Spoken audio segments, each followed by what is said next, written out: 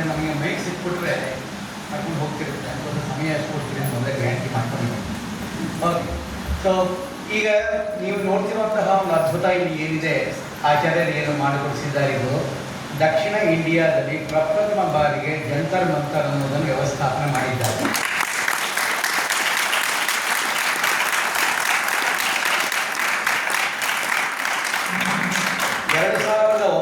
ಇಸ್ವಿಯೊಳಗೆ international year of astronomy ಅಂತ ಇಡೀ ಪ್ರಪಂಚದಲ್ಲಿ ಅದನ್ನು ಆಚರಣೆ ಮಾಡೋದು ಯುನೈಟೆಡ್ ನೇಷನ್ಸಿಂದ ಬಂದಂತಹ ಒಂದು ಮಾರ್ಗದರ್ಶನ.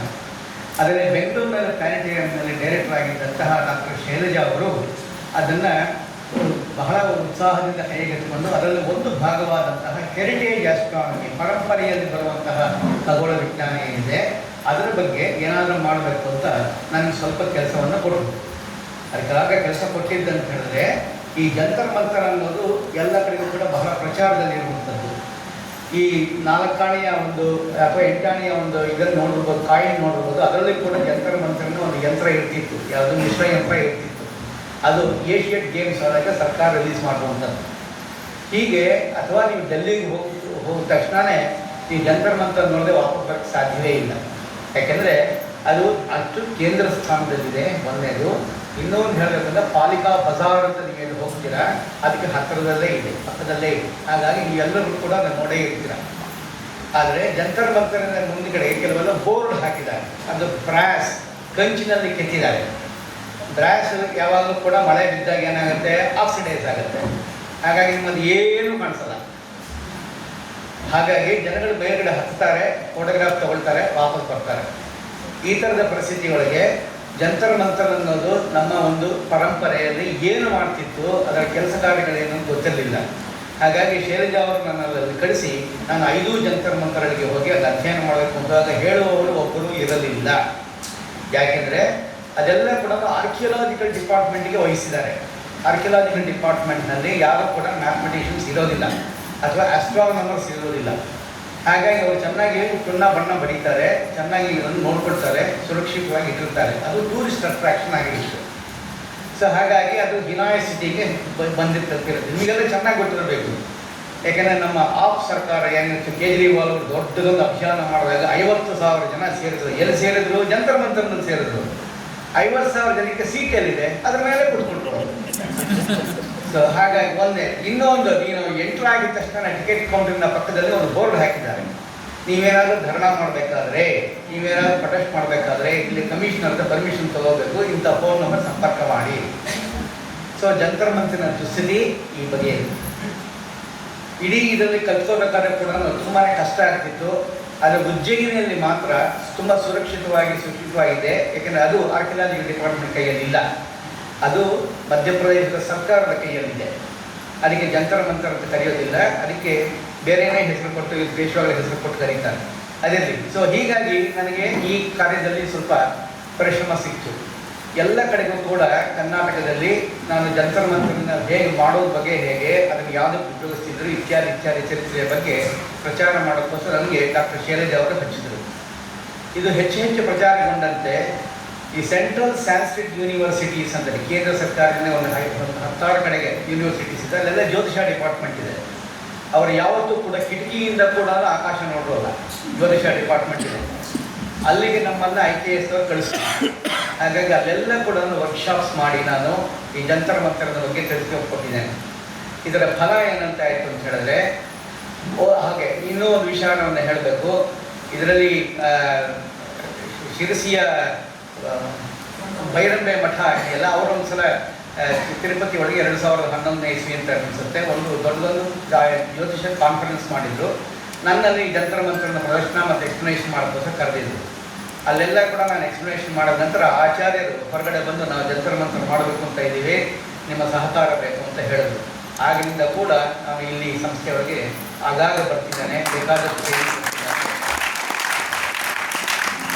ಆದರೆ ಆಚಾರ್ಯರ ಒಂದು ಮಾತು ಏನಿದೆ, ಅವರ ಪರಂಪರೆ ಇದ್ರ ಬಗ್ಗೆ ಎಲ್ಲ ಅಲ್ಲ, ಅವ್ರ ಒಂದು ಮಾತು ಏನಿದೆ, ಸತ್ಯ ಅನ್ನೋದು ಒಂದೇ ಇರುವಾಗ ಡಿಫರೆಂಟ್ ಆಗಿರೋ ಅಪ್ರೋಚಸ್ ಯಾಕಿದೆ, ಪ್ರಕೃತಿ ಅನ್ನೋದು ಒಂದೇ ಇರುವಾಗ ಬೇರೆ ಬೇರೆ ಇಂಟರ್ಪ್ರಿಟೇಷನ್ಸ್ ಯಾಕಿದೆ, ಇದು ನನಗೆ ಬಹಳ ಮುಖ್ಯವಾಗಿ ಮನಸ್ಸಿಗೆ ತಟ್ಟಿತ್ತು. ಎರಡನೇ ವಿಷಯ ಏನಂತ ಹೇಳಿದ್ರೆ, ನಮ್ಮಲ್ಲಿ ಇರುವಂತಹ ಪಂಚಾಂಗದ ಬಗ್ಗೆ ಅವರು ಇಟ್ಕೊಂಡಿರುವಂತಹ ಒಂದು ಸಂಶೋಧನಾತ್ಮಕವಾದಂತಹ ಒಂದು ದೃಷ್ಟಿ, ಅದು ನನಗೆ ಬಹಳಷ್ಟು ಖುಷಿ ಕೊಟ್ಟಿತ್ತು. ಪಂಚಾಂಗದ ಬಗ್ಗೆ ನಿಮಗೆ ಹೇಳಬೇಕು ಅಂತ ಹೇಳಿದ್ರೆ, ನಮ್ಮ ಭಾರತೀಯರ ಪರಂಪರೆಯ ಬಗ್ಗೆ ನಮ್ಮ ಗೌರಿ ಶೆಟ್ಟಿಯವರು ತುಂಬಾ ಚೆನ್ನಾಗಿ ಹೆಮ್ಮೆ ಪಟ್ಕೊಂಡ್ರು. ಹೇಗೆ ಮರ್ಯಾದೆ ಹೋಯಿತು ಅನ್ನೋದು ಭಾರತೀಯ ಪರಂಪರೆಯ ಬಗ್ಗೆ 2 ಉದಾಹರಣೆಯನ್ನು ನಾನು ಕೊಡ್ತೇನೆ. ನೀವು ಥಾಮಸ್ ಮನ್ರೋ ಬಗ್ಗೆ ಕೇಳಿರಬೇಕು. ಯಾರವರು ನಮ್ಮ ರಾಘವೇಂದ್ರ ಸ್ವಾಮಿಗಳ ಇದು ಇನಾಮತಿ ಜಮೀನನ್ನು ಸೆಟಲ್ ಮಾಡಿದಾಗ ತುಂಬ ಪ್ರಸಿದ್ಧಿ ಇದೆ ಅವರಿಗೆ. ಅವರ ಅಸಿಸ್ಟೆಂಟ್ ಕಮಿಷನರ್ ಆಗಿದ್ದಾಗ 1820ನೇ ಇಸ್ವಿ ಮದ್ರಾಸ್ನೊಳಗೆ ಸುಮಾರು ಜನ, ಅಂದರೆ ಸಾವಿರಾರು ಜನ ಅವರ ರಿಪೋರ್ಟ್ ಪ್ರಕಾರನೇ ಇದರಲ್ಲಿ ಸೀಶೋರ್ನಲ್ಲಿ ಸೇರಿಬಿಟ್ರು. ಏನಂದರೆ ಅಲ್ಲಿನ ಪಂಡಿತೋತ್ತಮರು ಇವತ್ತು ಗ್ರಹಣ ಆಗುತ್ತೆ, ಚಂದ್ರಗ್ರಹಣ ಆಗುತ್ತೆ ಅಂತ ಹೇಳಿದ್ರು. ಚಂದ್ರೋದಯ ಆಯಿತು, ಗ್ರಹಣವೇ ಆಗಲಿಲ್ಲ. ಎಲ್ಲರೂ ಕೂಡ ಮನೆಗೆ ಹೋದರು. ಇವರ ಇದು ಕ್ಯಾಲ್ಕುಲೇಷನ್ ಇಷ್ಟು ಮಟ್ಟಿಗೆ ತಪ್ಪಿದೆ ಅಂತ ಸರ್ಕಾರಕ್ಕೆ ಅವರ ವರದಿಯನ್ನು ಕೊಟ್ಟಿದ್ದಾರೆ. ಇನ್ನೊಂದು ಸಲ ಹೀಗೆ ಥರನೇ ವಾರನ್ ಅನ್ನೋರು ಕೂಡ ಒಂದು ರಿಪೋರ್ಟ್ ಕೊಟ್ಟೆ, ಇವರಿಗೆ ಕ್ಯಾಲ್ಕುಲೇಷನ್ ಅನ್ನೋದು ಬರೋದಿಲ್ಲ, ಇವರಿಗೆ ಗ್ರಹಣ ಯಾವತ್ತೂ ಆಗುತ್ತೆ, ಎಲ್ಲೋ ಆಗುತ್ತೆ, ಇವ್ರಿಗೆ ಯಾವುದೂ ಬರೋದಿಲ್ಲ. ಸೊ ಹಾಗೆಲ್ಲ ಕೂಡ ಸಿಸ್ಟಮ್ಸ್ ಇದ್ದಿದ್ದು ಹೇಗೆ ಅಂತ ಹೇಳಿದ್ರೆ, ವಾಕ್ಯ ಸಿಸ್ಟಮ್ ಈಗಲೂ ಕೂಡ ಬಳಸ್ತಾರೆ. ಅದನ್ನು ಯಾವತ್ತೂ ಕೂಡ ಕೈಬರಣಿನ ಎಣಿಕೆ, ಆಕಾಶ ನೋಡಲ್ಲ, ದುರ್ಗಣಿತ ಅನ್ನೋದು ಸಂಖ್ಯೆ ಇದು ಇದ್ದೇ ಇಲ್ಲ, ಆ ಥರದ್ದು ನಡೀತಾ ಇದ್ವಿ. ಆಗ ಎಷ್ಟು ಮಟ್ಟಿಗೆ ನಾವು ಭಾರತೀಯರಿಗೆ ಮರ್ಯಾದೆ ಹೋಯಿತು ಅಂತ ಹೇಳಿದ್ರೆ, ಆಗ ಕಣಕ್ಕಾರ್ ಅಂದರೆ ಲೆಕ್ಕ ಮಾಡೋರು ಅಂತ, ಅವರಿಗೆ ಜ್ಯೋತಿಷ ಲೆಕ್ಕ ಮಾಡೋರು ಅಂತ, ಅವರು ಹಲವಾರು ಜನ ಈ ವೆಸ್ಟರ್ನ್ ಸೈನ್ಸಲ್ಲಿ ತುಂಬ ಆ್ಯಕ್ಯುರೇಟ್ ಆಗಿದೆ ಇದು ಅಂತೇಳಿ ಕ್ರಿಶ್ಚಿಯನ್ಸ್ ಆಗಿದ್ರು. ಅವರ 3ನೇ ಸಂತತಿ ಸ್ವಾಮಿ ಕಣ್ಣು ಪಿಲ್ಲೈ ಅಂತ, ಅವರ ಗ್ರಂಥ ಈಗಲೂ ಕೂಡ ಸಿಗುತ್ತೆ, ಇಂಡಿಯನ್ ಎಫಿಮರೀಸ್ ಅಂತ. ಕಲಿಯುಗದ ಆದಿಯಿಂದ 3867 BC ಇಂದ ಹಿಡಿದು ನೆಕ್ಸ್ಟ್ 3000 ವರ್ಷದವರೆಗೆ ತಿಥಿ, ವಾರ, ನಕ್ಷತ್ರಗಳೆಲ್ಲರೂ ಕೊಟ್ಟಿದ್ದಾರೆ. ಪ್ರತಿಯೊಂದು ಅದೊಂದು ದೊಡ್ಡದೊಂದು ಆಕರ ಗ್ರಂಥ. ಅವರು ಕ್ರಿಶ್ಚಿಯನ್. ಸೊ ಹೀಗೆ ಈ ಥರ ನಮಗೆ ಮರ್ಯಾದೆಗಳನ್ನೆಲ್ಲ ಹೋಗಿದ್ದರಿಂದ ಲಾರ್ಡ್ ಕಬ್ಬನ್ ಅವರ ಇದು ವ್ಯವಸ್ಥೆಯಲ್ಲಿ ಆಡಳಿತ ಏನಿತ್ತು, ಆವಾಗ 3 ಕಡೆಗಳಲ್ಲಿ ಸಂಸ್ಥಾನದಲ್ಲಿ 3 ಸಂಸ್ಥಾನಗಳಲ್ಲಿ ರೆಸ್ಪಾಂಡ್ ಮಾಡೋದು ಏನಂದರೆ, ಪ್ರತಿಯೊಂದು ಕಡೆಗೂ ವೇದಶಾಲೆಯನ್ನು ಇಡಬೇಕು ಅಂತ. ಅದರಲ್ಲಿ ಒಂದು ಬರೋಡಾ, ಇನ್ನೊಂದು ಟ್ರಾವೆಂಕೋರು, ಇನ್ನೊಂದು ಮೈಸೂರು ಸಂಸ್ಥಾನ. ಮೈಸೂರು ಸಂಸ್ಥಾನದವರು ಅದನ್ನೆಲ್ಲ ಎಕ್ವಿಪ್ಮೆಂಟ್ಸನ್ನು ತರಿಸಿದ್ರು. ಎಲ್ಲಿ ಹೋಯ್ತು ಅಂತ ಈಗ ನಮ್ಗೆ ಗೊತ್ತಿಲ್ಲ. ಟ್ರಾವೆಂಕೋರ್ದಂತೂ ಮ್ಯೂಸಿಯಂನಲ್ಲಿದೆ, ಬರೋಡಾದಂತೂ ಕೂಡ ಮ್ಯೂಸಿಯಂನಲ್ಲಿದೆ. ನೀವು ಸೆಂಟ್ರಲ್ ಕಾಲೇಜ್ ಬೆಂಗಳೂರಿನಲ್ಲಿ ಹೋಗಿದ್ದಾದರೆ ಅಲ್ಲಿ ಸೆಂಟ್ರರಿ ಹಾಲ್ ಮುಂಗಡೆಗೆ ಒಂದು ಸ್ಟ್ಯಾಂಡ್ ಇಟ್ಟಿದ್ದಾರೆ. ಆ ಸ್ಟ್ಯಾಂಡು ಬಹುಶಃ ಅದು ಇಕ್ವಟೋರಿಯಲ್ ಮೌಂಟ್ ಅಂತ ಕರಿತೀವಿ, ಬಹುಶಃ ವೇದಶಾಲೆಯ ಒಂದು ಸ್ಟ್ಯಾಂಡನ್ನು ಅಲ್ಲಿ ಇಟ್ಟಿದ್ದಾರೆ. ಅದು ಯಾಕೆ ಹೋಯ್ತು ಇತ್ಯಾದಿ ನಮ್ಗೆ ಗೊತ್ತಿಲ್ಲ, ಅದ್ರ ಮೇಲಂತೂ ಬರೆದಿದೆ ಅಂತ. ಸೊ ಈ ದುಸ್ಥಿತಿ ಒಳಗೆ 1873-74 ಇಸ್ವಿ ಒಳಗೆ ಲಾರ್ಡ್ ಕಬ್ಬನ್ ಅವರು ಒಂದು ವಿಶೇಷವಾದಂತಹ ಸ್ಕಾಲರ್ಶಿಪ್ ಅನ್ನು ಕೊಟ್ಟರು. ಇದನ್ನು ವೇದಶಾಲೆಯಲ್ಲಿ ಟ್ರೈನಿಂಗ್ ಕೊಡಬೇಕಲ್ವಾ, ಸೊ ಅದಕ್ಕೋಸ್ಕರ ಸ್ಕಾಲರ್ಶಿಪ್ ಅನ್ನು ಕೊಟ್ಟರು. ಎಷ್ಟಿರ್ಬೋದು ಸ್ಕಾಲರ್ಶಿಪ್ಪು? ವರ್ಷಕ್ಕೆ ₹2. ಸೊ ಅದರಲ್ಲಿ ಒಂದಕ್ಕೆ ಕೊಡಲಿಲ್ಲ, ಜ್ಯೋತಿಷಕ್ಕೆ ಕೊಡಲಿಲ್ಲ, ಮಿಕ್ಕಿದೆಲ್ಲರೂ ಕೊಟ್ಟರು. ಅದರಲ್ಲಿ ಸ್ಕಾಲರ್ಶಿಪ್ಪಿನಲ್ಲಿ 2 ಪಡ್ಕೊಂಡವರು ನಿಮಗೆಲ್ಲ ಚೆನ್ನಾಗಿ ಗೊತ್ತಿರ್ತಾರೆ. ಮೈಸೂರಿನಲ್ಲಿ ಗುಂಡಾ ಜೋಯಿಸರು ವೇದಾಧ್ಯಯನಕ್ಕೆ ತೊಗೊಂಡಿದ್ದು ₹2 ಸ್ಕಾಲರ್ಶಿಪ್ಪು. ಮೈಸೂರು ವಾಸುದೇವಾಚಾರ್ಯರು ₹2 ಸ್ಕಾಲರ್ಶಿಪ್ ಸಂಗೀತಕ್ಕೆ ತೊಗೊಂಡಿದ್ರು. ನೆಕ್ಸ್ಟ್ ಕೊಳ್ಳೇಗಾಲದ ವೆಂಕಟಸುಬ್ಬ ಶಾಸ್ತ್ರಿಗಳು ಅವರು ₹2 ಸ್ಕಾಲರ್ಶಿಪ್ನವರು. ಇವರಿಷ್ಟು ಜನ ವೆಂಕಟಸುಬ್ಬ ಶಾಸ್ತ್ರಿಗಳ ಪಂಚಾಂಗ ನಿಮಗೆ ಕೊಳ್ಳೇಗಾಲದ ಗೊತ್ತೇ ಇದೆ. ಸೊ ಹೀಗೆ ನಮ್ಮ ದೇಶದಲ್ಲಿ ಇರುವಂತಹ ಪರಂಪರೆ ಮರೆತು ಹೋದಿತ್ತು, ಅದನ್ನು ರಿವೈವ್ ಮಾಡಿದ್ದು ಕೂಡ ನಿಜ. ಅದರ ಕಥೆ ಬೇರೆ, ಸಮಯದ ಸಂದರ್ಭ ಇದು ಇಲ್ಲಿಲ್ಲ. ಈಗಿರುವಂತಹ ವೇದಶಾಲೆ ಏನಿದೆ ಅದು ಮೊಟ್ಟ ಮೊದಲ ಬಾರಿಗೆ ದಕ್ಷಿಣ ಇಂಡಿಯಾದಲ್ಲಿ ಸೌತ್ ಆಫ್ ವಿಂಧ್ಯಾದಿಂದ ಕೆಳಗಡೆಗೆ ಪೂರ್ಣ ಪ್ರಮಾಣದಲ್ಲಿ ಫಂಕ್ಷನಿಂಗ್ ಅಂತ ಹೇಳ್ತೀವಲ್ಲ, ಆಕ್ಟಿವೇಟ್ ಆಗಿ ನಿರ್ಮಾಣ ಮಾಡುವಂತಹ ಒಂದು ವೇದಶಾಲೆ ಆಗಿದೆ. ಇನ್ನು ಮುಂದೆ ಇದು ಸೆಂಟ್ರಲ್ ಸೈನ್ಸ್ಟಿಫಿಕ್ ಯೂನಿವರ್ಸಿಟಿನ ಜ್ಯೋತಿಷ ಡಿಪಾರ್ಟ್ಮೆಂಟ್ಸ್ ಏನಿದೆ ಅವರಿಗೆಲ್ಲ ಕೂಡ ಪ್ರಾಕ್ಟಿಕಲ್ಸನ್ನು ಏನು ಮಾಡಬೇಕು, ಅಲ್ಲಿ ಇದು ಸ್ಟಾರ್ಟ್ ಆಗಬೇಕು ಅಂತ ಒಂದು ಆಲೋಚನೆ ಇದೆ. ಇನ್ನೊಂದು ಇವತ್ತಿನ ದಿವಸಕ್ಕಿಂತ ನಾಳೆ 3 ದಿವಸ ಅಂದರೆ 24 ಏಪ್ರಿಲ್ ಝೀರೋ ಶ್ಯಾಡೋ ಡೇ ಅಂತ ಹೇಳ್ತಾರೆ. ದಯಮಾಡಿ ಆವತ್ತಿನ ದಿವಸ ದಯವಿಟ್ಟು ಇಲ್ಲಿ ಬನ್ನಿ. ಸೊ ಮಧ್ಯಾಹ್ನ 12:17ಕ್ಕೆ ಇಲ್ಲಿರುವಂತಹ ಯಾವುದೇ ಎಕ್ವಿಪ್ಮೆಂಟ್ಸ್ ಇದೆಯಲ್ಲ, ಎಲ್ಲ ಯಂತ್ರಗಳಿದೆಯಲ್ಲ, ಅದರ ಶ್ಯಾಡೋ ಅದರ ನೆರಳು ಭೂಮಿಯ ಮೇಲೆ ಬೀಳೋದಿಲ್ಲ. ದಯವಿಟ್ಟು ಅದನ್ನು ನೋಡಿ, ಆವಾಗ ನಿಮ್ಗೆ ಅರ್ಥ ಆಗುತ್ತೆ ಇವರು ಆ್ಯಕ್ಯುರೇಟಾಗಿ ಮಾಡಿದಾರಾ ಇಲ್ಲ. ಸೊ ನೀವು ಕೂಡ ಟೆಸ್ಟ್ ಮಾಡ್ಬೋದು. ಯಾಕಂದರೆ ಸೂರ್ಯಷ್ಟು ಸತ್ಯ ಅಂತ ಹೇಳ್ತೀವಲ್ಲ, ಸೂರ್ಯನೇ ಅದು ಸತ್ಯವನ್ನು ಸಾಬೀತುಪಡಿಸ್ತಾನೆ.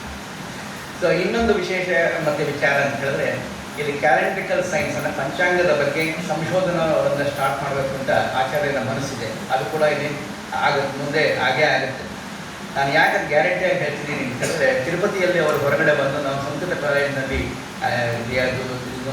ಇನ್ಚಾರ್ಜ್ ಪ್ರಿನ್ಸಿಪಾಲ್ ಆಗಿದ್ದೀನಿ, ಈ ಥರ ಮಾಡಬೇಕು ಅಂತೀನಿ ಇದ್ದಾಗ, ಸೊ ಈಗಲೂ ಕೂಡ ಯಾರಾದರೂ ಜಂತರ ಮಂತರ ಮಾಡ್ತಾರಾ, ಸೊ ಈ ಮನುಷ್ಯ ಮಾಡೋದುಂಟೆ ಅಂತ ಅಂದ್ಕೊಂಡಿದ್ದು ಅವರು ಈ ಅಸಾಧ್ಯವನ್ನು ಸಾಧ್ಯವಾಗಿ ಮಾಡಿದ್ದಾರೆ.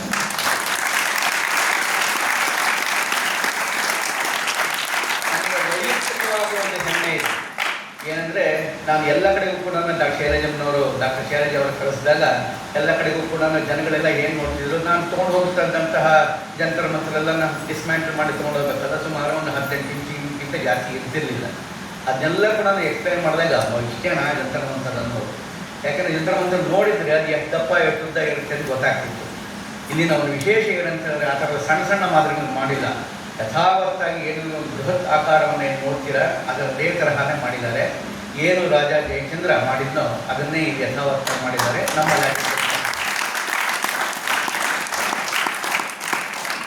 ಬಹುಶಃ ನಮ್ಮ ಪರಂಪರೆಯನ್ನು ಉಳಿಸಬೇಕು ಬೆಳೆಸಬೇಕು ಅಂತ ಎಲ್ಲರೂ ಭಾಷಣದಲ್ಲಿ ಹೇಳ್ತಿರ್ತಾರೆ. ಆ ಕೆಲಸವನ್ನು ಸಾಧ್ಯವಾಗಿ ತೋರಿಸಿರುವಂಥದ್ದು ಆಚಾರ್ಯರ ಹಿರಿಮೆ. ನನಗೆ ಒಂದು ಹೆಮ್ಮೆ ಇರೋದು ಏನಂತ ಹೇಳಿದ್ರೆ, ಮೊದಲಿಂದಲೂ ಕೂಡ ಈ ಪ್ರಾಜೆಕ್ಟ್ ಅಂತ ಏನು ಹಮ್ಮಿಕೊಂಡ್ರು ಅದ್ರ ಜೊತೆಗೆ ನಾನಿದ್ದೇನೆ. ಬಹುಶಃ ಒಂದು 10-15 ವರ್ಷಗಳಿಂದ ಇಲ್ಲಿ ಬಂದು ಹೋಗ್ತಾ ಇದ್ದೇನೆ. ಇಲ್ಲಿ ಹಲವಾರು ಸಲ ವರ್ಕ್ಶಾಪ್ಸ್ ಎಲ್ಲ ಮಾಡಿದ್ದೇನೆ. ಹಲವಾರು ವಿದ್ಯಾರ್ಥಿಗಳು ಅದನ್ನು ಕಲಿತಿದ್ದಾರೆ, ಕೆಲವರು ಬಿಟ್ಟು ಹೋಗಿದ್ದಾರೆ, ಕೆಲವರು ಇನ್ನೂ ಕೂಡ ಪರ್ಮನೆಂಟ್ ಆಗಿ ಕೂಡ ಕೆಲವರಿದ್ದಾರೆ. ಇದೊಂದು ಹೆಮ್ಮೆಯ ಸಂಗತಿ ಏನಂತ ಹೇಳಿದ್ರೆ, ನಾವೆಲ್ಲ ಕ್ಯೂನಲ್ಲಿ ಇರುವಂತಹ ಜನ ಇನ್ನೊಂದು 5-6 ವರ್ಷಕ್ಕೆಲ್ಲ ಖಾಲಿ ಆಗಿರುತ್ತೆ. ಆದರೆ ಇಲ್ಲಿರುವಂತಹ ವ್ಯವಸ್ಥೆ ಎಷ್ಟು ಚೆನ್ನಾಗಿದೆ ಅಂತ ಹೇಳಿದ್ರೆ, ಇದನ್ನು ಮುಂದುವರ್ಸ್ಕೊಂಡು ಹೋಗೋಕ್ಕೆ ಇಲ್ಲಿ ಆಲ್ರೆಡಿ ಒಂದು ಶಿಷ್ಯಕೋಟಿ ಇದೆ ಅನ್ನೋದು ಒಂದು ಹೆಮ್ಮೆಯ ಸಂಗತಿ.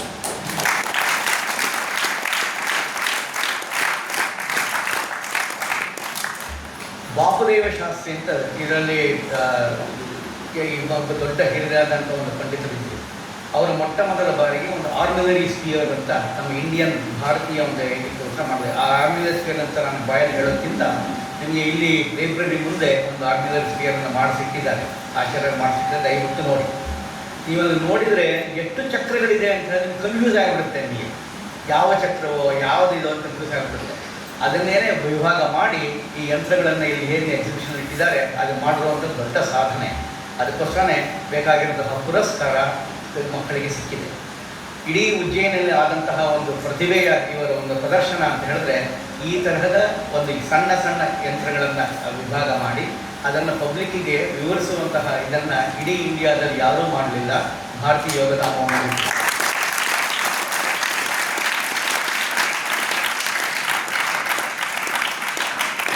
ಒಂದೇ ಒಂದು ಹಾರೈಕೆ ಅಂತ ಹೇಳಿದ್ರೆ ಇದು ಮುಂದುವರಿಯಲಿ. ಯಾಕಂದರೆ ಒಂದು ಸಾಂಸ್ಥಿಕವಾಗಿ ಒಂದು ಸ್ಥಾವರ ಅದ್ಭುತವಾಗಿ ನಿಂತಿದೆ ಇಲ್ಲಿ. ಅದಕ್ಕೆ ಬೆನ್ನೆಲುಬಾಗಿರುವಂತಹ ಆಚಾರ್ಯರಿದ್ದಾರೆ, ಅವರದೊಂದು ವ್ಯವಸ್ಥೆ ಇಲ್ಲಿದೆ.